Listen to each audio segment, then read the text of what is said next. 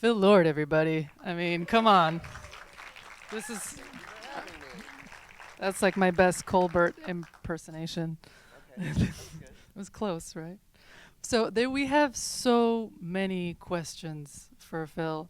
First of all, I just want to say thank you because this is a mega big deal for us. We all have Whatever. like butterflies. It's amazing. um, and I guess what are we starting with? Oh yeah, the QR code. Maybe we should go to that. Sorry, we're like paparazzi at the same time that we're doing this. Okay. Anyone has a question, just think Phil is within reach. You can direct it to him. I will revise it and make sure it's not obscene or too obscene. Or it's not like my life story as a question. We can't have that, sorry. Um, so, what does, because so many people were like, Phil Lord's from Miami? Phil Lord's Cuban? What? So I really want to start with that. We're everywhere. Did you? Thank God, right? They're infiltrate. So that is the question. It does. What is the significance of being from Miami in your career? That's what we'd all love to know, just to kick things off in context. I mean, I just think it's really, I don't know. I think it's amazing to be from a specific place and a specific context. We made this movie with Danny McBride called Mitchell's versus Machines. I think we screened it at this theater. Which was amazing, by the way. And we to record Danny, you have to fly to South Carolina because Danny and David Green and Jody and their whole they're all just a group of friends who went to North Carolina School of the Arts, and they kind of made it in Hollywood and then thought let's just move our entire operation and all of our families to South Carolina. And I was like, Danny, why did you, at the height of his career, I was like, why did you do that? He goes, Phil, think about what music would be like if it only came from New York and Los Angeles, right? Word. we strongly believe that. Right? It would suck. And and so he's like, the fact that we make our work in a specific place, in the specific part of the country where we grew up, it just kind of like flavors the gumbo, and it gives it its own texture. And he's like, on top of that, we're able to tap into every creative person who lives in the neighborhood, and we're training them, but they're also training us and giving us a context that makes our work distinct. So I would say that anyone who's from any place, when you lean into the place that you're from or the point of view that it gives you, it just makes your work more specific. And maybe you can explain this to me. For some reason, the more specific it is, the more people relate to it, the more universal it feels. I love that. Is someone writing this down? No, all right, we're filming it though. You're filming it. It's fine. fine. You can, yeah. We'll mine all this gold for. There's an AI that can transcribe this. That's right. It's gonna transcribe it all. And introduce That's many typos. Take out the salient points. Okay, so I think even we have Phil here, and I can't have this whole interview without addressing the elephant in the room, which is Chris, and that creative partnership. Yeah, sure. How do you succeed in maintaining such an incredibly fruitful creative partnership for 25 years? Would you ever At least. It's a long time. Yeah, I mean, the thing about it is it's he's my work husband, and we're and so there's ebb and flow in any long-term working relationship or any long-term relationship, and the part that I think makes it sustainable is I think he's a genius, and I love to see what he has to offer, and it's a gift when he has a suggestion. It's not it's not like somebody taking something away, right? It's you're in a jazz combo and okay, it's somebody's turn to play the drums, and amazing, it was amazing, and it just made everybody better. And I think when you have that attitude, and then you give each other some space to shine and express whatever their unique like Christmas is, right? Then it makes the team stronger. We love that, and we hope next time you'll bring him. We'd love Oh to yeah, have him. he came. We came. We were psychos. In college, we thought a fun spring break would be to drive from New Hampshire to Miami with all of our animation drawings in a box and to draw in my childhood bedroom for 2 weeks. That's very sweet. Wait, so we want to know more about this. We by the did it. way. That's how we made our student films because like we were running out of time. Oh my god. So Amazing. we were like, okay, we need to work through spring break. How can we make it fun? Amazing. And the way we made it fun is getting pulled over in Georgia for driving for playing the theme from Speed Racer and driving at an unsafe speed. Anyway, don't do that. Advice to you guys. We still. I think there's more to that story, and I'm sure that Chris would tell it also next Yeah. time. Don't get pulled over in Georgia. So there's the moral. There's the moral. And I guess you already spoke to how storytelling is a skill, but then collaboration is another skill, right? It's the stepping away. I want to get to another concept about this animation thing. Like, what is so in the Toronto Film Festival, Guillermo del Toro, alias Memo, said animation is not a genre; it's a medium. And then you and Chris have spoken about the New Deal for animation. Can you talk about that? Because we who love animation so dearly, we don't like to see it like shut in a box either. So what was the impetus, I guess, behind that? Well, Guillermo took us to dinner. Nice. Because he's always, he's a great citizen of the film community, and his preoccupation and ours is that some folks, and some of it is that like some animated, a lot of the animated output has been, has been in a certain format, at least in this country, and we're all preoccupied with helping the audience appreciate how much the technique has to offer. But there are plenty of people that just go like, that's a cartoon. Like I don't like animation, and that to me is insane. Oh, That's like completely. saying I don't like paper. I only read on a Kindle. I hate anything that's ever been written on paper. And so to us, we're just trying, and it's the simplest way to attack that is just to make things that are so unique that people, that it expands what people imagine can be done in that technique. And Guillermo feels like he's going to just make animated movies from here on out. Which is thrilling because I don't know who And saw also untrue because he's like prepping a movie to shoot, like in Scotland or something. But we like the respect that he's drawing towards the field of animation. I mean, it's massively important, right? Yeah, and it's a huge worldwide community of filmmakers that we were just up at Pixar and Industrial Light and Magic, and you're watching like the best people in cinema all collaborating together. Like imagine like having like not just like a film crew, but like hundreds of great filmmakers all collaborating on the same thing. Yeah, and The result multiplying is- effect of that is yeah. outrageous. Yeah. And we see that in your movies.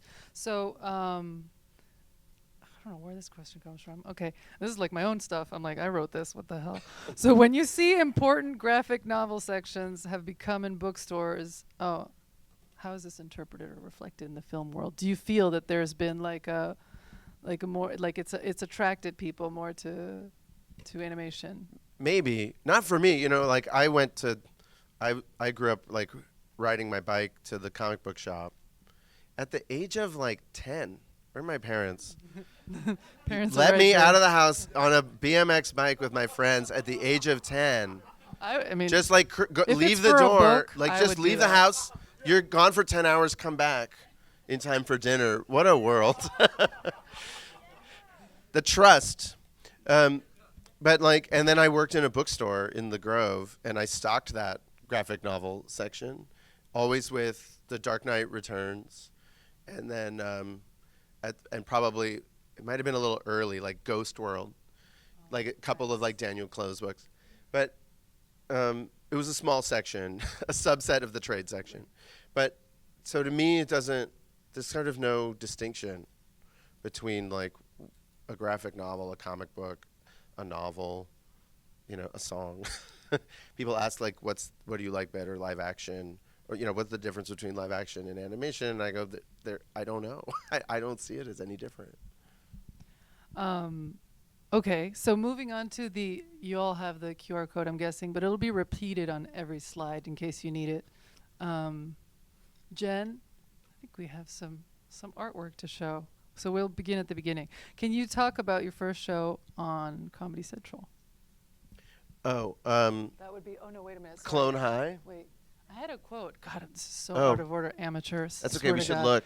No, yeah, no, not that. It's hard to dodge these questions when they're hovering over your Yeah, head. exactly. Exactly. Wait, oh yeah, this is my favorite Phil quote. Favorite Phil quote. All right, Jen, anyone can do this job. Oh, yeah, right? that's true. We're taking the fear away and making it less daunting by having Phil right in front of you telling you failure is inevitable, which I adore. So, all right, moving on. Clone High. Thank you. Please. I tell did us a about Q&A that. 2 days ago, and we basically said the same thing. We were in San Francisco, so I was like, Steph Curry is the best three-point shooter in history, Okay. right? And he misses half of the shots.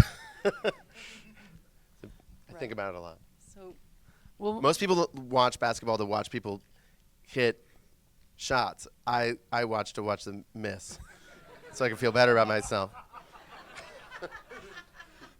I don't think there's anybody waiting for you to miss, but this is not a miss. This is the genesis, right? I mean, this was a major turning point for you. Am I right? Or Yeah, we made this was so we were 26. I don't know how, but we got a show on MTV. I think it's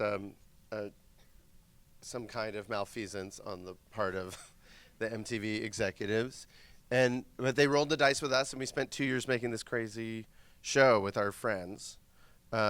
We did it in an abandoned hospital because our kind of like benefactor producer is a guy named Bill Lawrence, who was producing the show Scrubs at the time, and they were shooting in an abandoned hospital off of Ventura in the Valley. And they were like, we're not doing anything with this whole wing of the hospital. Do you guys want it? And, you could save money. We were trying to get the budget down. They're like, absolutely, we can have it for free. He's like, absolutely, don't sweat it. And then we didn't realize it was the former mental ward. were the walls padded? Like The walls weren't padded, but the doors didn't lock from the inside. They locked from the outside. so you could play dirty tricks on the And people. Who were yeah, working. and one of the windows had the number 4 scratched into it like hundreds and hundreds of times, which found its way into the 21 Jump script. Street. Oh really? Channing writes the number, he does an illicit substance, and he writes the number 4 a lot. But the number 4, it's big. It's like a magic number for us because of that. But yeah, we tried to brighten it up, and we took the writer's room, and we painted it with like a seafaring theme, and we installed like a captain's wheel and lots of netting and like plastic starfish and stuff. It's like the Jolly Roger. It didn't. It sort of. It kind of made it worse. But anyway, we had a pretty great time, and at least the writing side of it was really joyous. And I'd say that the killer app of that room was, we had been in other writers' rooms and worked for other showrunners, and we just wanted to be the guys that said yes. You know, like like we didn't want to be playing defense. You were doing improv, yes and. Yes and. Yes and. Yeah, like where you go like you've got a crazy idea, let's see if we can work that into the story in a way that like makes it better. And I'd say that when we're at our best, that's always been our philosophy. All right, we love that. Film school, a waste of time. I don't Is that another quote of mine? No, no. I hope not. I'm asking. I'm not saying. I've been to way too much film school. Please tell me. Oh, no, not a waste of time. I wish I had gone to film school. Instead, I had to. I went to the. Instead, you got Chris. I got Chris, and I went to the most expensive film school in the world, which is Columbia Pictures. Oh wow. Okay, we might mind that later. Because of the strike, I wanted to ask you about that. Does that imply that there were just a lot of great jokes now bottled up and ready to come out? Or oh, maybe. is that happening? But the thing that when I talk with my colleagues about it, like most people express feeling rusty, and like more than one person has said, "I think I forgot how to write." Well, I'm sure necessity will quickly jog the memory. But right? I do think that the CEOs of those Fortune 500 companies underestimated the amount, the degree to which writers do not want to write. And they thought we wouldn't strike for very long, but we'll do anything to not write.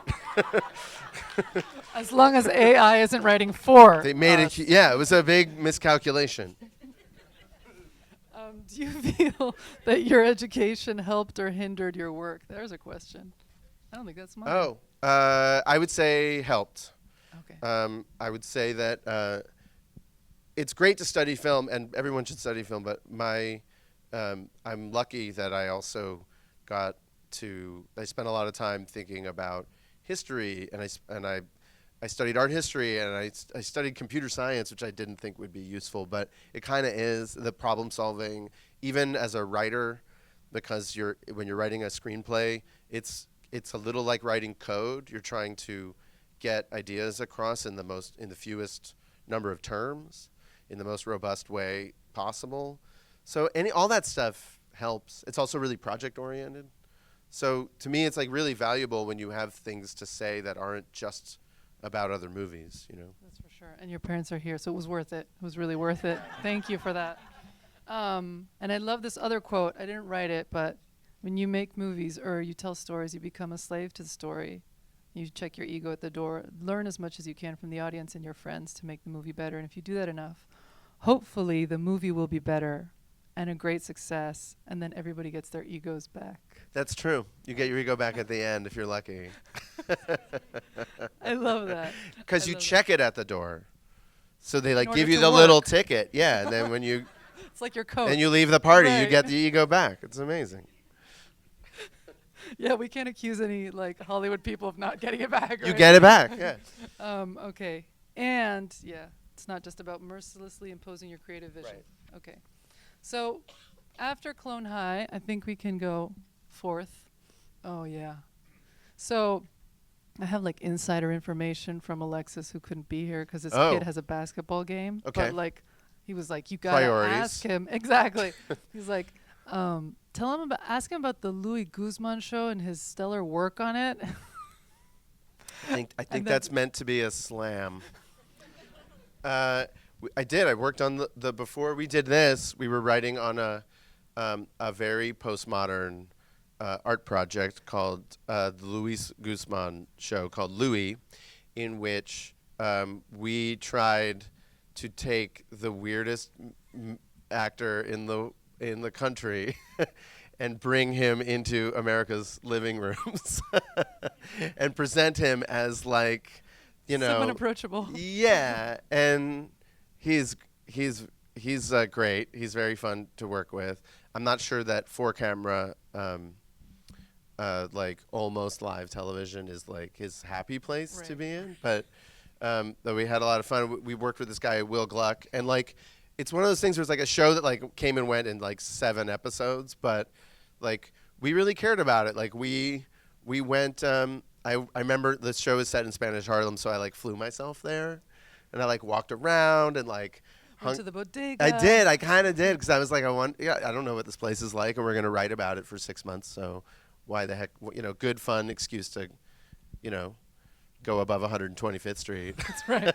Well, I think that what Alexis meant was that because that ended, you finally, I guess, got the motivation or impetus or some other help that you needed to push this project forward, or how did that work? How did you approach I think we might have gotten the show canceled, personally, because I know that Chris and I wrote an episode that never got produced, in which we proposed to freeze the soundstage over and ice it, and then truck in snow, and we storyboarded a snowball fight, in which Louis got a little too excited and just decimated his whole kids. family. Oh, okay.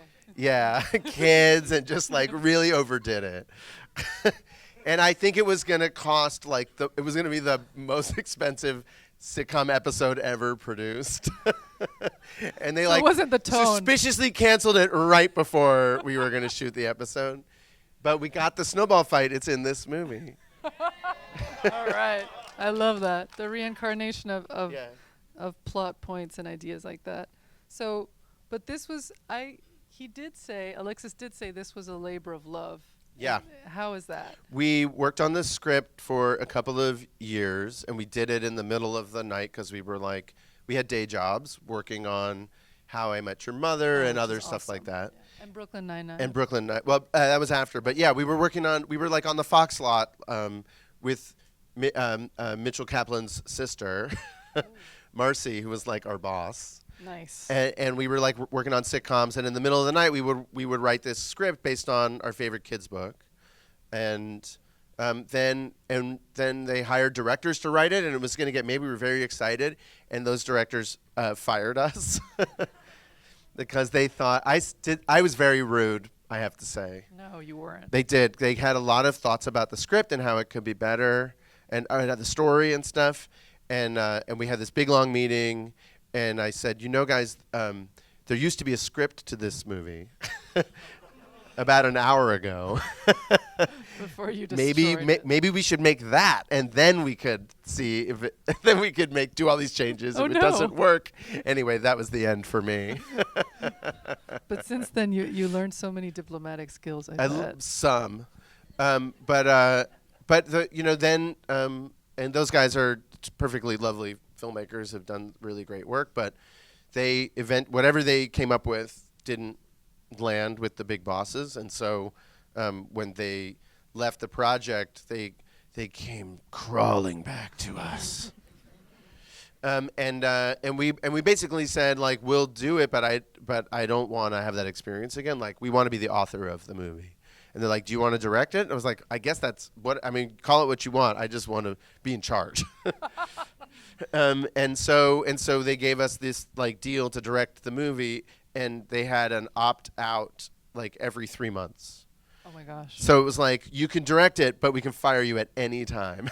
I'm sure that felt great. And so it was every 3 months it was are we fired yet? They're like, no, they picked up your option. Okay, great. Wow, that's like walking on eggshells. We did that for 4 years. That's insane. Wow. Okay, so then after that, the miracle of that, there's this. I mean, I'm sure you Can had I say other one things other in between. thing about being fired? Oh my God, please. So at one point, after being worried about getting fired, we decided we wanted to quit because it was Like a power move, no, we just were we think they're bringing ideas. The grown-ups were putting up so many obstacles that we felt we can't make a good movie anymore. So we were like, all right, I think we have to leave. And our lawyer said, you dum-dums, you don't want to quit, you want to get fired. I was like, why do I want to get fired? That'd be so embarrassing. So if you get fired, you get 6 months free pay. And that's when you learned that lesson. You get 6 months pay, you don't have to work. I was like, that's amazing. And it was the most empowering thing because he reframed it. He was like, getting fired isn't bad. That's good. That means a fun vacation. Being fired means Cancun. And so I was like, great, let's get fired. So then That's how we finished the movie. But did Well, you it gave try us to get fired? confident, and we just made us go like, we're just gonna. And our philosophy was, we're gonna make the best movie we know how to make, until you tell us to stop. And that was it. And they never did. And they didn't, right? They didn't. The moral of the story, they didn't. We have that wonderful movie. 21 Jump Street. Is that something you always wanted to do, or No. no? Uh, You heard it. You heard it here. Sometimes the project picks you, and so like this one, we took a bunch of meetings, we met a lot of people, we read a lot of scripts, and we almost did a Muppet movie, and we love the Muppets, and we had developed a Muppet And TV with show, with and we Jason Segel. yeah, That and one? it was an earlier form of Okay. that, and that movie turned out wonderful, and our friend Nick produced it, and Nick Stoller. Nick Stoller, Who Miami, also is a Miami yeah, person, yeah, who you're Ransom gonna grad bring and for the Miami guy. next one. Yeah, of course. Of course. Um, See, I told you. and we sort of couldn't. It was like we thought that there were things that needed to be that things we wanted to do to that movie to work on it, but we couldn't think of any. We couldn't figure out. We couldn't crack it. Didn't have answers, and we tried and tried and tried and tried and tried, and we didn't have answers. And then this script came in, and it was not in as good a shape. Like, it was really funny, but its emotional clockwork didn't really connect. But we knew how to tell this story, Right. and we knew how to fix it. Because it's a buddy movie and you guys are buddies. It's a buddy movie. We're buddies. We had just gone through this big experience of like, we had a really funny movie that didn't work, and we had to work on the emotional clockwork. So we felt really confident. Whereas like with Nick's movie, I was like, I don't know what to do. And like, you don't want to hire me if I don't know what to do. That's bad. So with this movie, we knew what to do. And our whole idea was, what if it's good? Like, comedies are like so fun. Like the objective is like to make you laugh, and all the sequences make you laugh. But maybe sometimes they don't, as a movie, they don't aspire to be good. Or make you cry, or like break your heart, or be about a relationship in which you're invested. Right. So our idea was like, well, it's a love story, and maybe it's it's like a cop movie, and that'll be like the plot. But the story is about two men who are in love but don't realize it, right? and it's also like a body switching movie, where like you like Freaky Friday, where you're like, or whatever, Parent Prince and the Trap. Pauper, where it's Yeah. like Jonah thinks that like like Channing has it easy because he's like popular, and like Channing thinks Would rather be Channing is like profound. anxious about like being like in science class. And so they both get stuck in the other person's life, and they walk a mile in the other person's shoes, and then they become stronger as a result. And that's very simplistic, but for a comedy, that's like excellence. And that's what makes it work. I really enjoyed that movie. But moving on to next slide, Jen, because The other thing that's really interesting about that movie Please. is that Channing was like, we were talking about how he was going to play the part, and he was like, he had just finished The Vow, in which his wife has amnesia, and he has to like date her again, and like the whole movie is him just trying to get her to let her hair down and like charm her and like do Channing things, right? Like, welcome to the party. His whole thing is like, he wants you to feel great, and that's why he's such a great dancer and all that stuff. he's a great dancer. Also, his career started in In South Florida. That's yeah, right. Tampa. But his performance career. But he's like, I'm going to play every scene exactly like The Vow, where I'm trying to get Jonah to fall in love with me. And it was awesome. And by that way, And a lot of the people think that like audience did. comedy is about like challenging people, and it's about conflict, but it's not. It's like about it's about watching people try to get along. Like, the difference between people fighting, like watching people fight and watching people try to get along, is like subtle, but one makes you like want to go to the bathroom or get popcorn, and one keeps you in your seat. But the disparate elements are the awkwardness of their trying to Yeah, exactly. I cried laughing during this movie. I don't remember what country I was living in, but it was amazing, and I was so grateful that it existed.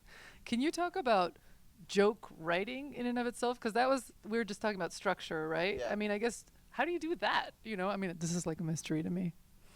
I love comedy, but that's an amazing skill, I think. I mean, the I don't know what the killer app is. I think like um, a couple of things. Here's something that Will Arnett, who plays Batman in this film, Which is the best. one of the things that so fun fact, my cousin produces reality shows, and he he produces a show called Lego Masters, in which Will Arnett plays, is like the host. Okay. And so insanely, we were guests on the Lego Masters, and we're like on set. He more or less had to cut around us because we were really bad. But one of the things that Will said is that, like, because you go around to all the contestants and you hang out with them, and they just, they shoot a bunch of stuff and everybody's riffing, and he says they all want to be funny with me, but oftentimes the mistake that people make is they try to be mean. Oh dear. And they think it's going to be funny. They'll like make fun of my shirt or something, and it's like the least funny thing in the universe. Oh no. Because like something about the benevolence of Will, even though Will has like a spooky voice, right? But like Will got famous on. Sounds like it's soaked in alcohol, essentially. Yeah. Well, it was. He's a recovering Certainly addict, and so I feel like when you have voices like that, it's because in your 20s you were like, woo! Yeah, totally. And they say like don't party too hard in your 20s, but then like maybe you'll have like $1 million voice when you're done. That's right. And so Will, where was I? I forgot where I was going with that. The joke writing process and the benevolence, right, guys? Yeah. Well, like what's the show that made Will famous where he plays Job? Arrested Development. That whole show, right? They're all like super like mean to each other, all those siblings, right? But they're really just trying to get their father's love. Awkwardly. And their father is selfish and will never love them, and that's the joke of the show. But the entire, like, his whole performance is so special because it's a person aching to be seen and recognized, and that's why it's funny. It's not that he's like punitive or malevolent. Right. And He's actually like needy. So that's the essence of the Batman character. The essence of the Batman character is, even though he's always telling you how cool he is, it's so clear that Are you sure you didn't do that it? he You has just put his need. name on it? It's just so clear that what he is vulnerable, and he's embarrassed about himself, And and not so having like parents. that's what makes it funny. So I think what's interesting about like the joke of this movie is that like everything they're doing is like super important. Like, Emmett, you're the most important person in the entire world, and it's so but they're little, they're like they're actually pointless. Right? They're playthings. And so the idea that like the tiniest little plaything that is like looks just like every other thing and that you would normally throw away, that person is the thing you need to save the world is like a funny concept, I guess. And so you can write a million jokes about that, and they're kind of at his expense. But because it's Chris Pratt and he's so buoyant and heroic and he has such a like beautiful soul, it's like I don't know, it's a mixture of satire and like optimism, I think, that makes that movie So work. endearing. I Yeah, think so, yeah, absolutely. because the movie is friendly, and so like joke writing is like you have to write like 10,000 jokes to like get one that works for the scene. But luckily, like we have a lot of friends, and like like you have to be confident that like I got 1 million of them. You know what I mean? Like if that one doesn't work, great.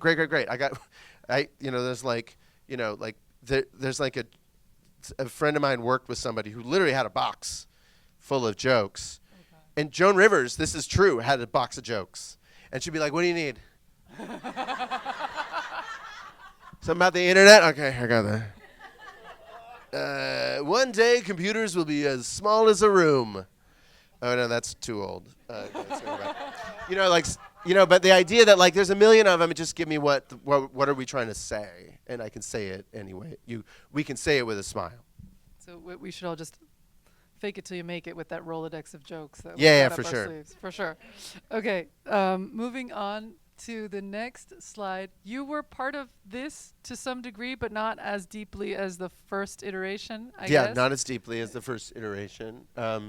They didn't want to pay us very much to dear. work on it, so we didn't. I don't think you get anyone will give you straight truth the way this man does. That's very easy. Great, no problem. So we always want to please the customer. So, but yeah, this movie is very, very beautiful to look at. The guy who directed the last Spider-Verse movie, Justin Thompson, was the production designer on both these movies, and we took the opportunity to like just all the mistakes we made on the first Cloudy, like we fixed them on this. It's like a really beautiful looking movie. These two great story artists from the first movie directed it.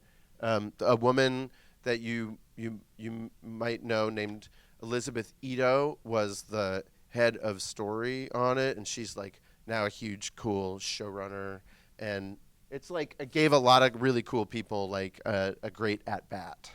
And there's like a Tacosaurus. Like, what else could you want in a film? I also really liked, in terms of design, San Fran Jose. That looks San really Fran nice. Jose. Yeah, exactly. It's Yeah. full of great stuff. It's great stuff. Okay, so then, all right, this is it, right? This is the defining moment, or what are we gonna say about that? I don't know. What was it?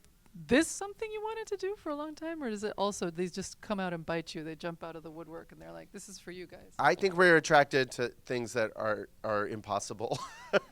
And so like we only want to do if it feels like a stunt or a prank or like it shouldn't be done.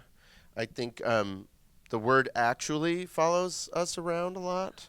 Like that movie was actually really good despite appearances. And I think that's going on my tombstone.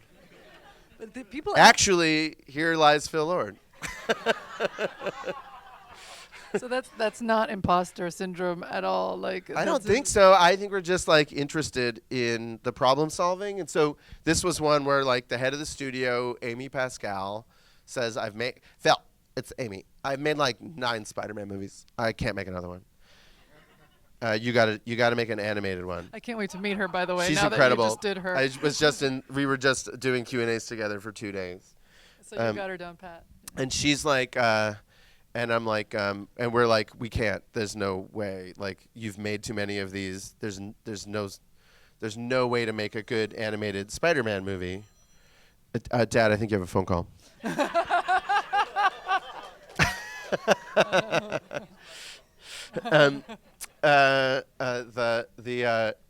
So we hung up the phone with Amy. We talked for 5 minutes. We were like, that's a stupid idea, which is how every good idea starts, is because you go like, that's impossible, and immediately Chris and I start wheels turning. Well, what if it's Miles? And what if Peter Parker, you've seen too many times, like be like a kid who like skateboards or whatever? What if for the first time ever he's the adult in the room, and he's been like the class clown, and now he's the teacher? Would that be interesting? And so we called Amy back and we said, what if it's Miles Morales? And she goes, who's Miles Morales? I'm like, he's the Black Puerto Rican Spider-Man. She goes, I love it. Great. Do it. So that's back to the anyone can do this job, right? Right. And so like, but the other thing is like we talk a lot about like the value of representation and how challenging that can be in like these big businesses, but it's also can be really easy. Like having the idea and getting the green light to try something new is easy. The execution is a real bitch. But you get a lot of help to do that. And there's a lot of like fellow travelers that come along and like give you a hand. The actual, making the choice to do the movie differently costs you nothing. Well, and this was what was there like several armies of people that made this movie, which was about astonishing. 800 people in the credits. Amazing. Amazing. Amazing. Very long credits. We now, I now consider that low, because the new one is 1,000. No. Really? Yeah, yeah, but 800 people, Los Angeles, a lot of crew members in Vancouver, quite a few in Spain, um, and artists all over the world, and comic book artists, and lots of writers, and and 3 directors, a lot of helpers. Do you go to all those places, or just you Zoom with everybody? We went up to Vancouver a couple times. A lot of animation work is remote, even more now. But because we get to avail ourselves of really generous tax credits from governments like the Commonwealth of Canada, and yeah, and the same, so that's like a tremendous advantage in terms of getting our dollars on screen. Thank you to the National Healthcare of Canada. That system actually like saves us money. You're kidding. No. So that's the goal of doing it in Vancouver. That's that when now there's a tremendous community of people there that now it's I have my point of view on like how valuable tax credits can be to a community, because over time it compounds, and then you have like a community of people working, and that can be incredibly valuable to a state like Florida, right? Or California, and it has been incredibly valuable to a state like Georgia. Yeah, we've seen Georgia have this like skyrocketing production. Yeah, and there are like tremendous benefits. Yeah.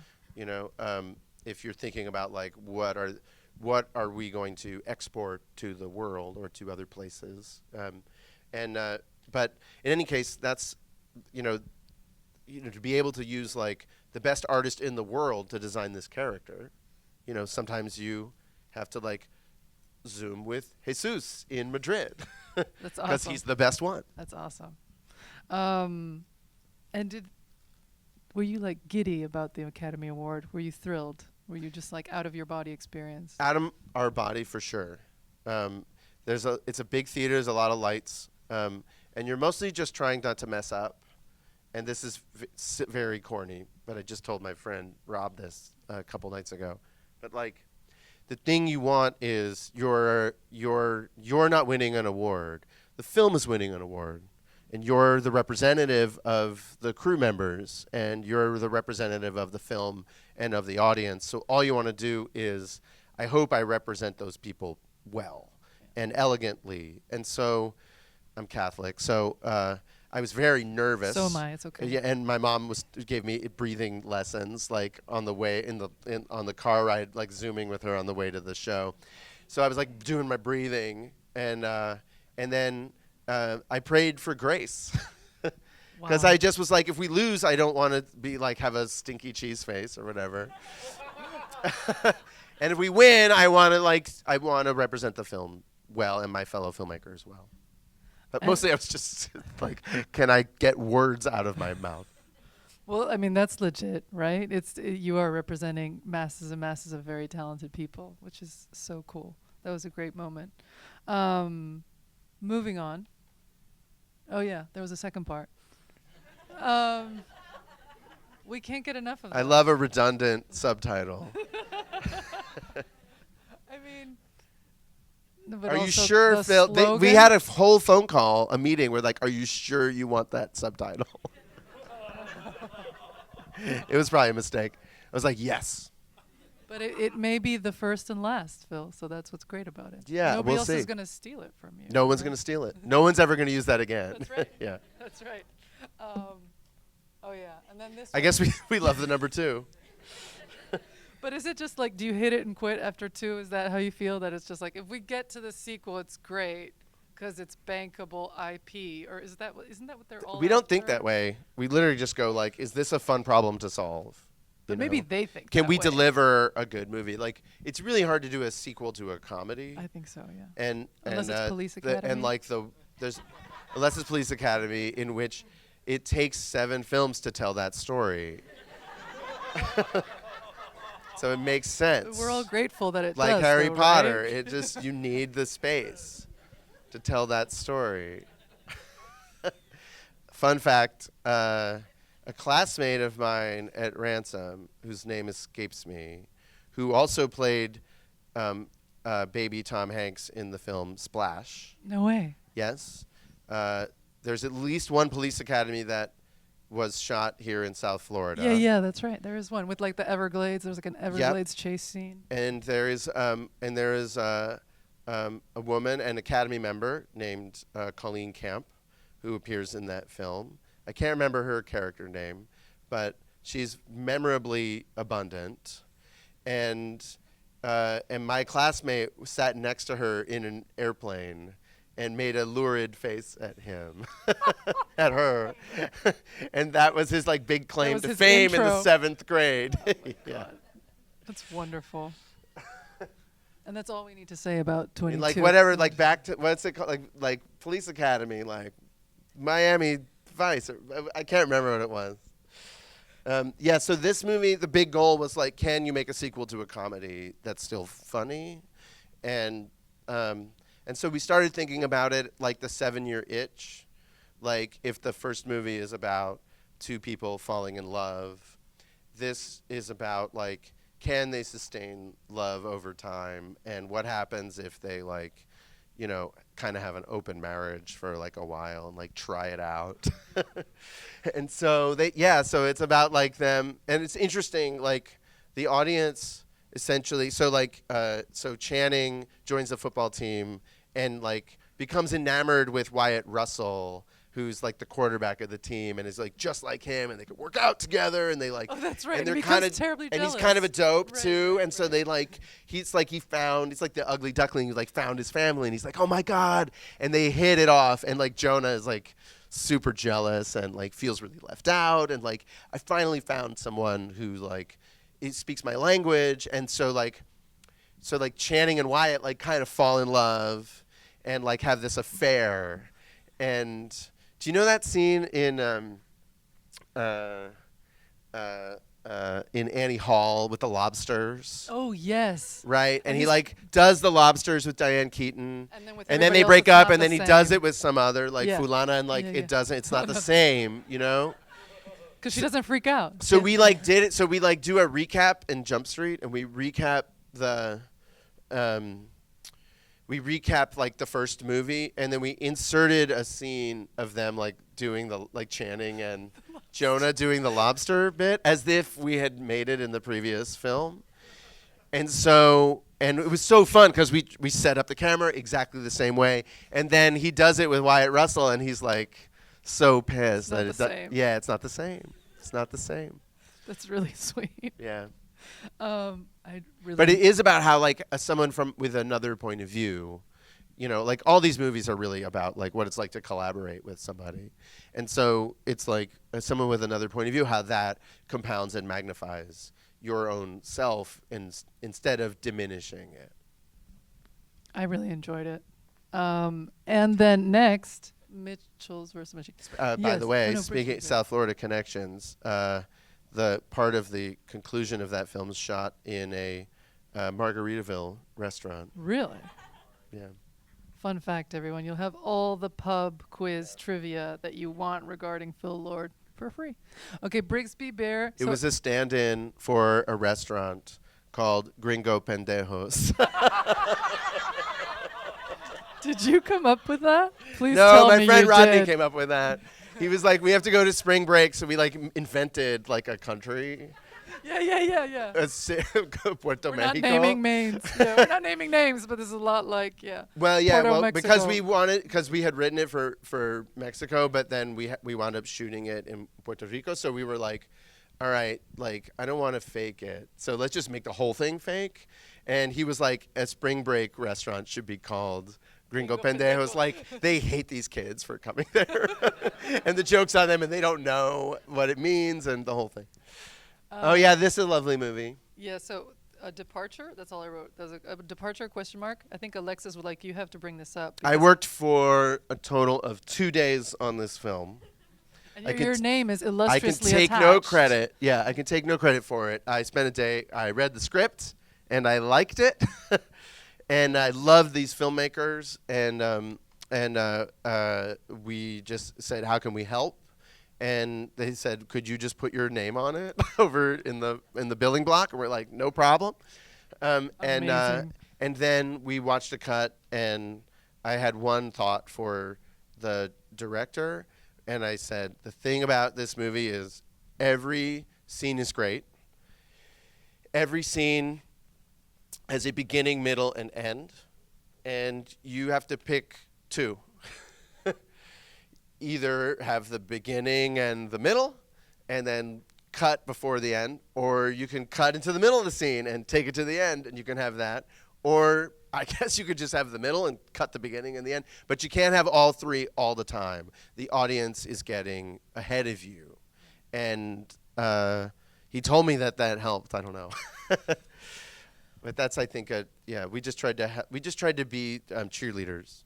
Yeah, I guess that's the question of how independent projects get to you or you become part of them. I mean, this just seems like dreams do come true kind of project for.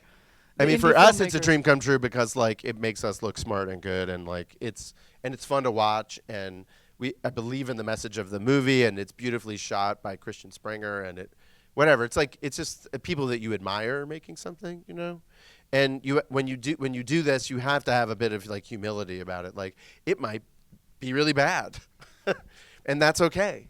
You know, that has to be like part of the ethic. It's like I don't care about. I look bad all the time. I look bad right now. I have holes in my shirt. I didn't. Yeah. I don't know why I didn't wear. I wore. But you were My wonderful. socks are too short. Wonderful shoes. Yeah, I did wear cool Vans. Yeah, that's right. Um, So moving on from that. Oh yeah, sorry. There's slightly out of order. We didn't talk about this, but you did come and show this movie I here did. last year. Yeah. I adored this film, It's really cute. as did my son. Yeah, this is a really wonderful film. Is there anything that you want to say about your involvement in this film besides because we kind of started with that? This whole one I worked on story. a lot. Yeah. Yeah. Yeah, we worked on a lot. It's a filmmaker named Mike Rianda, and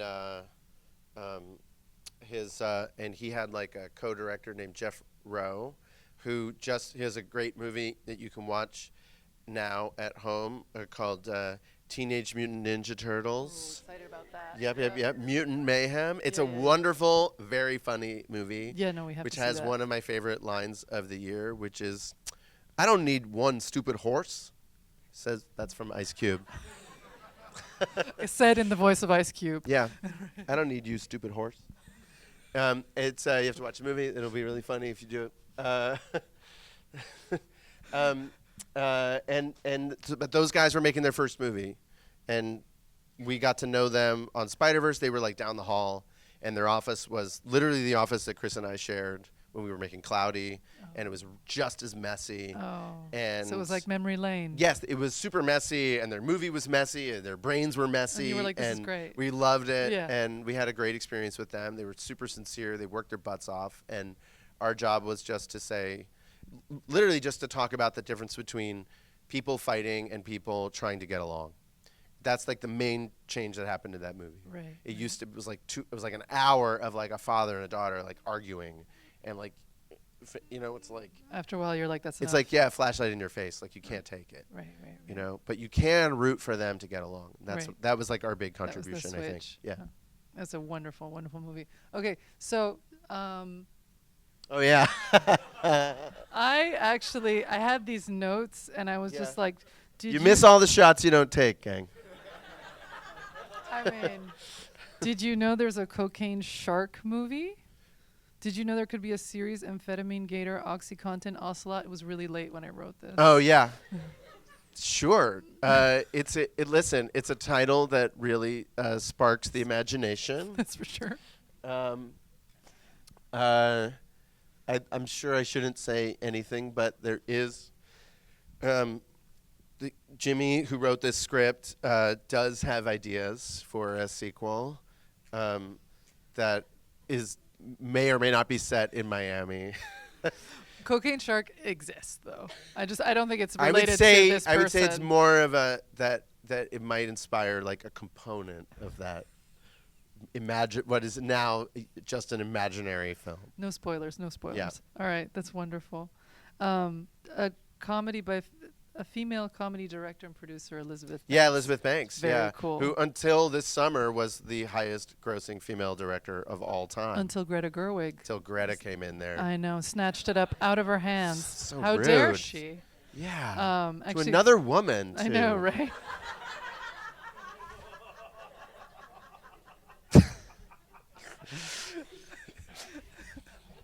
No, it's amazing. It's a great movie, and Elizabeth's made a bunch of great movies, and has a bunch more movies on the way. So maybe, there'll be a horse race. We'd like that. Yeah. Yeah. And then maybe a dark horse in the future. That's Yeah. right. So moving on from Cocaine Bear is back to the beginning, sort of. It's kind of a crazy circle we've done here. There's a new Clone High. This is Another redundant subtitle, by the way.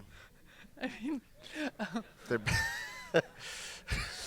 somebody, you think I'm not being fair because I'm not reading any of your questions, but there was a question about, like, if I remember correctly, does, like, now, are you doing like a politically correct version of Clone High? Like, I don't know if that's I not the wouldn't call it that way. impetus at all, right? No, I mean, I think we were just going like, well, if we're going to resurrect a show from 20 years ago, why don't we like resurrect the characters who we left frozen in a meat locker for just this reason? So we knew the show was probably going to get canceled, but we're like, what if we freeze all the characters in a meat locker, and that's how the show ends? Like Austin Powers. In like just case we need to unfreeze them later. And then we did. And so like the idea was if they got unfrozen 20 years later, like high school is so different than what it was when like Chris and I were their age. And so what if like, and then the idea was like Abe Lincoln gets unfrozen and is immediately canceled. So like how would Abe Lincoln deal with being canceled? And then Joan of Arc, who was like an outcast for being like, super progressive and like having a nose ring. Has found her time. Whatever. Yeah. Right. Now like she's the most popular girl in school. For sure. And so that was the premise. So it was not like to be politically correct. It was really to be like, what would be an interesting story to tell, And then wait, I think we have one more slide, Jen. There's because a we really have to funny talk about episode this. where Joan of Arc and Harriet Tubman have to like direct a play together. Oh my God. And the whole episode is a series of nice-offs where Harriet hates Joan's ideas, but she's being super nice about it. I'm sure you have love no that experience with idea. that. That's so good. I recommend it. We'd love to see it on HBO Max, known as Max. So this we have to talk about because I couldn't find any artwork on the entire World Wide Web except for this photograph, which I believe is legit. I don't know. Rebecca will tell me if I'm wrong. or Legit not. photograph. It's legit, right? These are people who are actually God, I in put this on a lot of movie. weight down there. So That's not me. it's not Phil. Phil's not in the picture. Can you talk about this project because we're all very excited about it? Yeah, Rebecca Karsh, who's seated right there, produced this movie with us down in the Dominican Republic.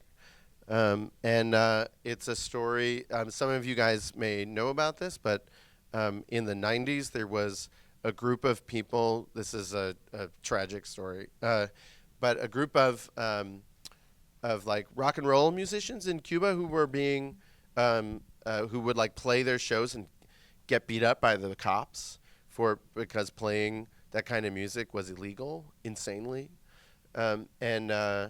So one of the, and it was, the special period, so it was like people were, they were having a hard time just getting food on the table. And so they gave themselves HIV to go to these sanitariums where there was a lot of food and they were like out in the country and they thought it would be like a punk rock thing to do. And also like the government had lied and said that like Cuban doctors were going to like, cure AIDS. And so they all went. And so our friends Mike and Tyler, who made a movie called Peanut Butter Falcon, wrote this script about that time period and the premise is that there are two brothers, one of whom is the head of this punk band, and his little brother who wants to be as cool as his older brother. And his older brother injects himself and goes, and his younger brother pretends to inject himself and goes. And so they both hang out in the sanatorium. And it's a lovely, lovely movie. And we're just trying to work out the distribution right now and figure out where we're going to premiere. And I hope that we'll get a chance to show the movie here in South Florida. We're gonna be there, all of us, Yeah. right? We're all gonna be It's there. a beautiful. We're very excited. It's a quite heartwarming and like cheerful movie about spite of the subject. incredibly like Dark depressing subject matter. Right. That was Alexis was like, ask him how he does that. How he takes dark things and make them light. But we can. Well, I've never seen a great drama that didn't make me laugh, right? And I've never seen a great comedy that didn't try to make you cry, right? So like those things, like the most scary moments in your life, like are like sometimes like the most awkward and the funniest, and they're strange. They're not like, it's not like everybody's serious all the time. In like dramatic moments, there's gallows humor, and so to us, like that's actually like a great way to express that you're in distress. Like a thing that like was in our Star Wars movie that like didn't make the cut in Ron's version was like, there's a Lando Calrissian has a robot, and his robot dies, and they're like best friends. It's Phoebe Waller-Bridge, and so like we're shooting the scene, and like Phoebe is in like her head is in Donald's lap, and he's like so sad to see her go. Mr. Buoyant, Mr. like he's on top of everything, finally like drops the veil, right? And his like best friend is dying. And in one of the takes we said like, Phoebe, tell him a joke. And they actually are friends. And so she it's kinda tells him, cute. yeah, and so she's like, I got it. I got you. Because the idea is like, let him know it's okay that you're going to leave. So by telling him a joke, it's actually like a heartbreaking thing. It's like expressing that like, you're going to be okay. I'm okay with leaving, and the fact that like her dying wish is for him to feel all right is like really beautiful. So like to me, like the idea that like jokes aren't allowed in like dramatic moments in your life is very silly. And doesn't reflect reality. Correct. We got a lot of questions upvoted here, segueing from your question from your topic about distribution. Do you have advice regarding distribution and the process of selling a movie?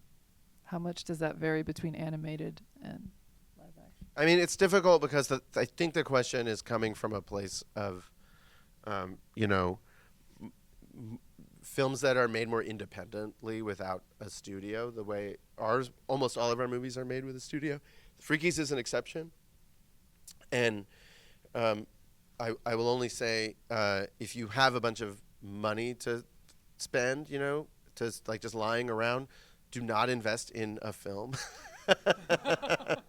In other words, like get other people to collectively invest in the film, but like it's a shaky proposition to get your money back, right? We make these movies because we don't care if our money comes back or not. We're putting our sweat equity into it. So it's uncertain. And, Freakies is uncertain, like where that is going to land and if it's going to land with an audience. Like we released 2 movies this summer. One, they're both wonderful. One made $700 million. The other one didn't. And that's like, sometimes that's like, you got to get lucky and the timing has to be right and all these things. So I can't really, I'm not an expert at distributing independent films. I can only confirm that it is challenging. I can confirm that a lot of people are putting their brains on how to distribute these films in perhaps a more ground up sort of way, and try to find ways that like, whether it's through like Mubi or other like emerging platforms, Right. Right. that like find a way that's a little more direct to consumer and sort of cuts out the middleman. And that is like a legitimate, I think, a really useful problem to solve. In other words, like everyone who makes a short on like, a 10-second short on TikTok is essentially self-distributing Right. cinema, right?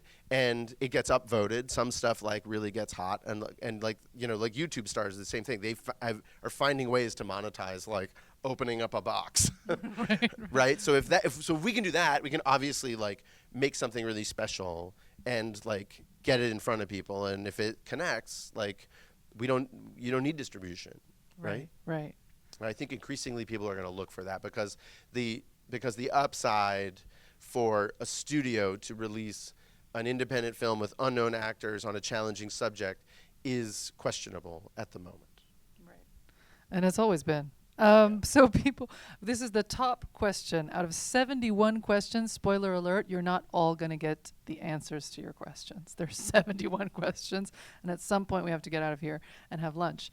How do you navigate the creative process, balancing the demands of the studios and marketing expectations with your authentic and deep-seated creative desires? Okay, say that again. There was a lot of words in a row. It's a beautifully phrased Jorge, not George, very nicely put. But basically, how can you balance doing what the studio wants and doing what you want or your creative vision? I mean, I would argue that we want the same thing. I just want the audience to like walk away so excited that they tell their friends, you have to see this. And increasingly, that is the bar that every film has to clear in order to get that kind of like snowballing effect of the audience. And so all I worked for a guy once who said, it's easy. The standard is unqualified excellence. That's all you have to do. Unqualified. That's all a TV show or a film has to do. It just has to achieve unqualified excellence, and you're in business. And so to me, like, I don't really read the studio notes. I just pay attention to, like, are they happy or are they unhappy? If they're unhappy, like, where are they unhappy? Do they get itchy over here? Okay, we got to work on that part. If the ending's not working and they're really scared, okay, that's important information. But I don't go through like page by page and go like, well, the studio said this and I want to do this. So what's somewhere in the middle and let's compromise. I just go, the studio wants the movie to get people so psyched that they tell their friends they have to see it. And that's all I have to do. And if I do that, whether we use their ideas or my ideas, we're in business. And so our partnership with them, I consider that like sacrosanct. They're spending a lot of money. We're going to give them something that delights the audience. Maybe it also challenges them. Maybe it also, we also want it to be innovative and we want it to be excellent, but they have to love it. So your goals are one and the same. I think so. You guys, this is gold right here. Write it down. So the second Spider-Verse movie's idea of canon events, how was that conceived? I love this question. Are you a comic nerd? I don't know. I'm a comic enthusiast. I'm semicolon. I'm a nerd, but I don't know if I'm a comic nerd. I don't like haunt comic shops in the same way that I once did. But I'm. But you know, we have lots of comic nerds at our disposal. Canon events used to be called convergence events, and in the script, and then we were trying, and honestly, people were not getting the joke, like they didn't understand. You know, our whole idea was like, the idea of canon is toxic. You know, my sister is here; she works in housing. You know, like canon and fan service is the same thing as like preservationism. It's like privileging the past at the expense of the future. And so that's what happens. So that's what we wanted to make a movie about. Is like, if Miguel O'Hara is so worried about the stuff that is supposed to happen that has been written in the past, then you restrict what can happen in the future. And maybe the future is awesome. We don't know. You know? But if you hold on to the past, like, you're in trouble. This might sound a little personal, but I also think it's funny in its vagueness. So you can run with it. What are some creative habits that you have? Oh. I like to ask other filmmakers like what their habits are, because my habit is to not have habits. I did ask Brian Bendis, who is the writer of Miles' original comics. I asked him, because he's very busy. I said, how are you managing everything? He says, I'm not. First of all, Chris and I often are asked, "How do you do it all?" And we go, "We don't." But he also said, "I strike when the iron is hot." So, it's when you have ideas, and I don't know where they come from. That's like special, and it's doesn't happen all the time. So when they come, you have to like Write it honor down. that and like drop everything and like deal with it. Write it down. Yeah. Write it down. If it's in the shower, like those phones are waterproof. Thumb them out. Thumb it out. You can put the conditioner in, wait 90 seconds, thumb it out, rinse, and then like paddle yourself, dry yourself off, and you're back at action. So I was on a flight coming here last night. Our next movie is a movie called Project Hail Mary, based on a book that you can get across the street by Andy Weir, and I opened the book and I started. I've read it before, but I wanted to go back through and really examine it again. And page 1, okay. That's an idea. I'll try to remember that. Page 2, okay. I got 2 more. Page 3, all right. I went to the front, got a pen from the steward, and like went back and like I filled all the margins, and like the introduction and the epigraph with ideas. They just came. At that moment. Yeah. So you better do it. Yeah, I gotta run with it. Yeah. But also like give yourself space. Like go for walks. Yeah. Like I have a friend who I said I'm struggling feeling creative, and he said, you're probably not talking to enough people. He's like, because it was the pandemic, and so he's like, you need to go on a walk with me, and we had to just talk about BS, and he was right. It's important to like, stir the neural pathways a little bit, and go to movies. Will Hialeah Spider-Man be in Beyond the Spider-Verse? That's so cute, by I'll the just way. say you never Thank you, know. Anonymous. You never know. We're holding out for Hialeah Sure, Spider-Man. of course. What can you say about the third Spider? There's a third? I have been told so many times by the publicist not to say anything about the next Spider-Verse. Yeah, that wasn't my question. So here's what I can tell you. Let me think about what I've already said. We're hard at work. It'll be done when it's good. We'll release it when it's ready. What else? It's about, can you turn anger into love? Oh, we love it. That's great. And I pitched it to the driver who drove me to the airport. And the driver was cool with it. And he liked it. Yeah. Yeah. And that's how you know. That's how you know. I love this question, Phil. This is so funny. Do you feel that you're getting wiser and sharper, or do you miss something from your younger brain? Oh. Well, I think I put in the lifetime number of first and last names. It's done. The Rolodex is done for the names. Like I was like, I'm like pretty bad with names, but like I went to my high school reunion and I had all the names, first, last, middle initial. I knew everyone. So that's what's in there. That's all that's in there. So I wish I could like wipe the hard drive, I think, and start over. But I think what happens is you build up a bunch of stuff and then it slowly dies over time. But I don't know. I guess you trade one thing for another. Like maybe wise might be a little much, but you get you get experienced, and then you lose a little bit of that, like that excitement and brio for everything, And it's like when we made Cloudy, it was like so funny that we were making a movie.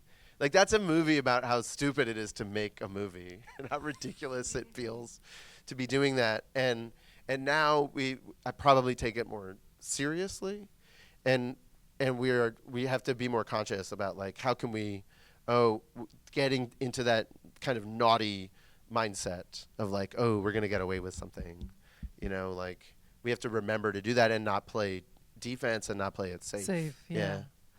How was being a writer and producer for Clone, High, and Method and Red prepare you for bigger projects? It's really collaborative. So you're in a writer's room all day with tons of funny, smart people. The idea of authorship, right, is collective. It's not like and I really reject this idea that like there's, you know, there is like a the lawyers, your attorney loves it. Your representatives love this idea. There are only a few, like, God-given, gifted creators in this world builders. They like to call us, right? Because that's like a great way to like get money from the studio, pitch them, right? yeah. Yeah, but like it's not a great way to work, in my opinion, and it's not a good face to present to the audience. That like only a very select few like Are like capable of this. X-Men Yeah. are like capable of like doing this work. This is like a craft that you can learn. I am a little bit talented. That's more than you need, right? You just need desire, and you need to be compelled to do it. If you feel compelled to do it, then that's all. That's way more important than talent. And so that you learn that in a writer's room, that like any problem is solvable if we just talk it through, and that like when you're done with the script, it's gonna have like someone else's name on it, but like I wrote that joke on the bottom of page 4, and I get to know that, and like That's enough. Jesus knows it, and that's it, and that's okay. And that's like part of the fun of it, is you're part of like a troupe, you know. Speaking of troops, I love this question. That's why I'm asking it. Who's your favorite cousin? I love this. This is totally off topic. I wonder who asked that question. Yeah. I suspect the second row. I would say, if I have to check the back, but I'm not entirely sure. And again, we're in Miami, so in a way, a lot of us are probably cousins And related. and Yeah. don't know about it. Yeah. But I would say that there are 4 people, 5 if you count one by marriage, that are tied for my favorite cousin. Ooh, it's Yeah. tight, guys. Gonna have to do some lobbying. Yeah. That's my advice to the cousins. Yeah, you're all my tied for favorite cousin. Ooh. You see, the publicist has taught you many Yeah, things. yeah. So what did you? This is Which, by the way, unfortunately also means they're all tied for least favorite cousin. That's just math. that's a rough spot to be in. That's not me. You're good at math. Those are the laws of mathematics. Yeah. What not to get into like, Proust questionnaire territory, but Yeah. this is very sweet. Same person. Good for you. What did you want to be when you were little? Oh. I don't know. My parents are here. They'll probably correct the record. I wanted to be a writer. And I suppose I also wanted to be an artist. And now I get to sort of do both. I'm medium good at both. Lucky.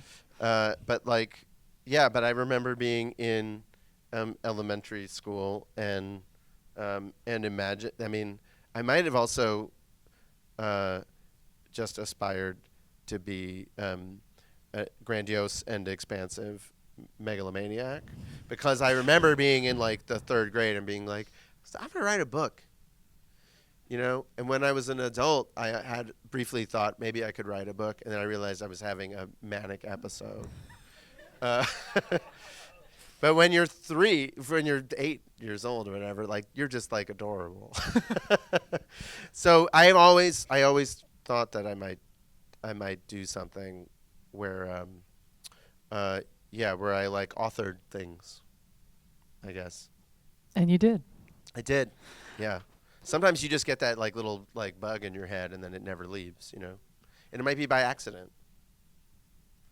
Well, we're glad you did. Speaking of writing, what is a screenwriting or editing trick or gimmick that you feel, not to go to megalomania, that you discovered on your own? Oh. And that's impossible. you think is unique. It's your creative toolbox. The problem is, like, if you go back and watch like silent movies, right? Everything's been tried.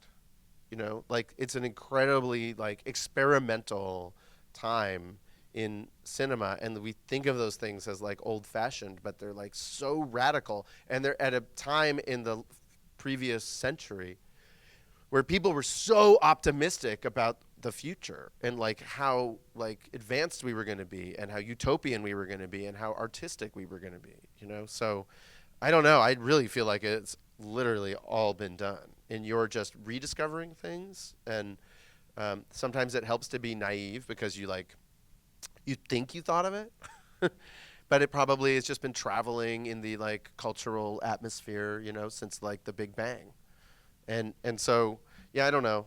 It's Well, hard for me actually, to say that. I could probably talk about things that I think are like, um, well, but- like in our bag of tricks that like right, we right. I like think that's the question. we like you know, we lean on probably too frequently or so frequently that they become kind of identified with us. I'm a big fan of I don't like cross dissolves. I almost never use them. I don't like them in the soundtrack. I like a snap A off. snap. Like I like it to I want to feel the razor blade. I want to feel the scotch tape on the mag when it hits the pickup That's the way movies used to be and made like for those of kaboom. you that are, I want like percussive. Maybe it's cuz it's like I wish I was like in the new wave, you know. But I like the edges and I like the edges of that's what I like about Spider-Verse. It's like it's like the things they're not congruent. They're jammed together and the edge of it, the bump is like what's exciting. The fact that like That's they're what makes here it but they dynamic. don't agree. Yeah. Yeah. And that's Yeah. what an edit is, right? An Right. edit is like two things that don't belong and your brain is Match them somehow. desperate to Yeah. connect them. And so Yeah. you make up some How they're reason why connected. the close up and the wide shot belong together, right? And if you hop the line, like your brain figures it out. It's fine. You just, you know, and so so we're famous on the mixing stage for like we're gonna snap that off. You know what to do, which means like you're you're gonna walk into the room and there's like a song playing in my head, and when you walk in, I haven't seen you in 5 years. Like the music just stops, and it doesn't stop like the second you come in the room. It stops like 13 frames later, so that it's at an irregular moment, Right. and it comes out so you notice it. Right. And so, I don't know. So like that's called like I don't know, like a Chris and Phil cut, you know, where you just like it has to be on the frame. It's and not a jump cut. It's and like it a Lord can't be Miller a- cut. And it can't be a one frame dissolve. Yeah. It has to be hard and it has to pop. And like the sound mixers like normally don't like that because it draws attention to itself, and you're not supposed to do that. You're trained not to do that. Right, right. You're trying to like disappear. Right. So like Yeah. in every chance we get, we go like, I want there to be conflict from one cut to the next. You know, I don't want agreement. All that stuff they taught you in art school about how to make a painting harmonious, I don't want it that way. I want like this red is not supposed to match the red in the next shot. That should be blue. Like it should literally fight itself because that's exciting. Well, and I think that's also what gave the freedom to the artists from this last movie, right? Is this that like there's so just the scene with the father and the daughter at the very beginning. There's so many different backgrounds and so Yeah, many yeah, different yeah. lighting setups and so many different styles.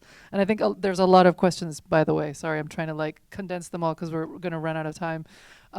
There's something like a lot of questions about how do you decide on all these different looks of art in that film. Like what is there an artist that you're after, or like how are you making that decision?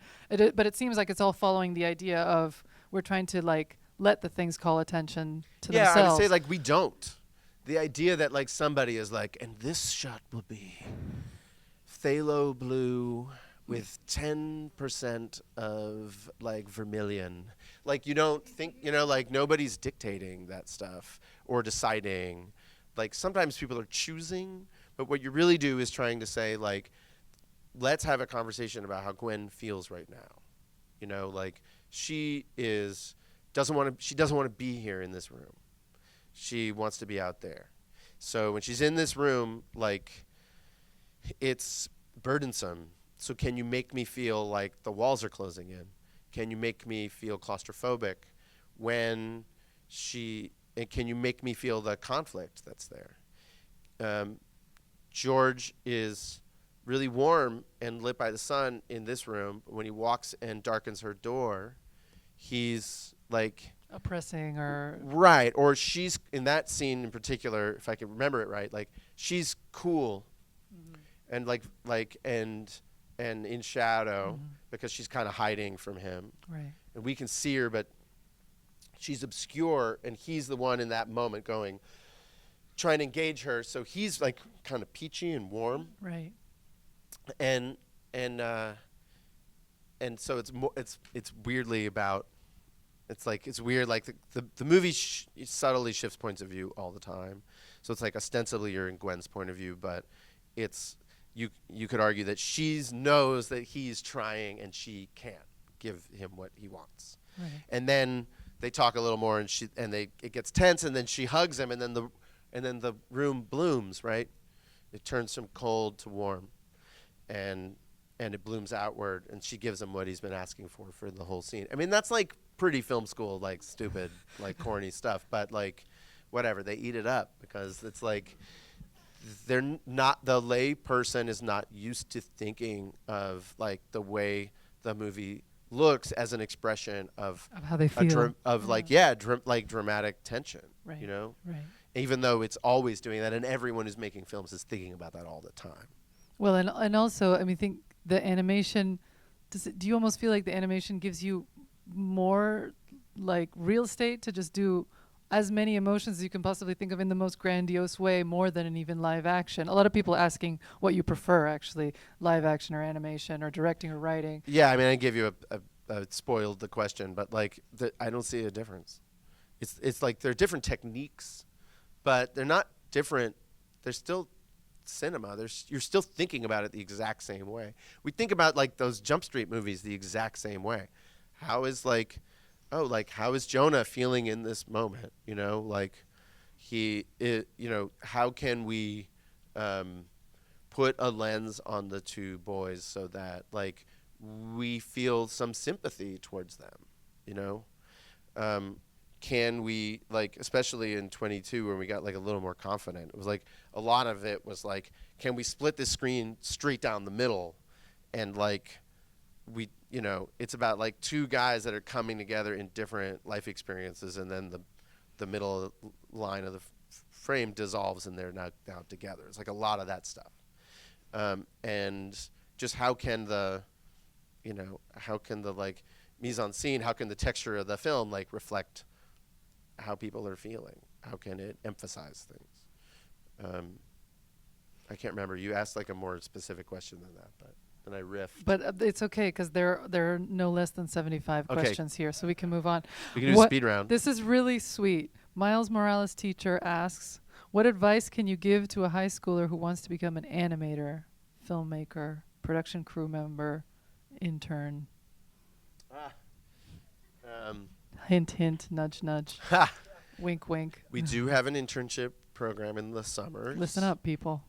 So you can find a way. If you get it to this person, we could find a way to get it to Akia, who's gonna she's a tough grader, so watch out, no typos.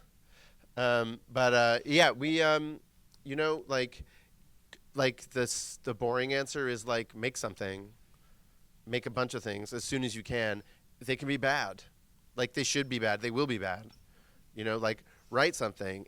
You make a comic book, like, the experience is like create a project, like Rebecca, who's here, who's like worked with us for 10 years, started like helping like her friends' punk bands like get booked in clubs and like making flyers and stuff. Like which makes her a perfect producer for this film. Yeah. Right? It's sort of like those skills translate.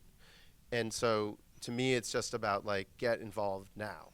Work at a movie theater, like see a bunch of movies, like find your tribe. If you're like a comedy writer, move to, New York or Los Angeles and start going to UCB classes, right, and start performing. Right. If you don't want to do that, like do it here. Right. There's smaller community of performers here that are doing that stuff. Sure. Hell, one of them is like the star breakout of last season of Saturday Night Live. That's right, Marcelo. Right. So, we're all very proud. And watch Ratatouille. like anyone could cook, right? With or without a surprise mouse in your Yeah. hat. Um, do you get input from other black creatives when writing a story of the experience of a black boy and superhero? Yes, and we do that, but we also somebody asked this the other day, which was like they were very uh, they their experience of the movie was they felt very seen and recognized. I think it definitely And succeeds. Yeah. I don't want to presume that that's everyone's experience, but for this person it was, and they asked how we did it, and our answer was with great care and love, and like there are, we have a very diverse crew. We made a point when we started this the last movie we just finished. I said we need to have the most diverse story crew ever assembled at this studio, and we did it. It was we just you have to work a little bit harder, but you find amazing people. We had half of them are women, half of more than half were diverse, and we went and and that's like kind of up and down the line. The good news of having 1,000 crew members is there's like people from all over the world, and Kemp Powers is one of the directors, but there's a lot of people in our lives that we bring into the filmmaking process. That said, we do not have a process where we like go to like a council of people and go like, is this okay? Or But you everyone tell loves- us what this experience is like and burden somebody else with dealing with it. We take it, every filmmaker on the team takes it upon themselves to honor the experience of this family, to look at it as sympathetically as possible, to relate it to our own experiences as much as we can, and contribute that so that like Miles like is Puerto Rican, I'm Cuban, but like I know what it's like to like have your mom correct your Spanish. Like that's a really specific detail that a lot of immigrant communities Have grown up with. right Yeah. have grown up with, and a lot of like Korean friends in LA are like, that is what it's Exactly like for what me. it's And like, so yeah. it the reason that resonates is not because like we got a professor to tell us like exactly how Like it Cornell is. West, please weigh in on this. Correct. It's because some people brought their specific experience, and we tried things out, and we saw what connected and what didn't. But the main thing is we love that kid. We love him. We love his family, and we want to raise him well, surrounded with love and care. And if you have that attitude, you make mistakes, by the way. Like you mess things up. Like one of the problems on the movie is like sometimes people are afraid to animate him because they're afraid to like go too far or like put enough spin on the ball because they're kind of too respectful. Because they'll be like, well, I'm not a a Afro Latino from Brooklyn, so what do I have to say about like how he like drinks his milk, And I'm like, but you're It's a person. taking it a little far. Yeah. And you know what it's like to like be self-conscious Yeah. or to want to find out if that girl likes you the way you like her, right? And so like we try to encourage people to take swings and make mistakes and like have the freedom to fail because we have a lot of people around us. Plus we have the audience. We don't make this movie in a vacuum. We show it to people a lot, and we understand like what connects to them. And they are smart, and they are tough, and they will bring like their like like the toughest audience are first of all the 8-year-olds all interns, understand right? everything, Right. and they're like yeah it's canon events. It's like a thing where like it's like kind of toxic to be nostalgic. Like they like get it. And their parents are like, I don't understand. They're like, Mom, it's a multiverse. Whoa. So they're really smart, and then like all the teenagers are really smart about the politics, and they get the layers, and so they hold us to account. But yeah, the other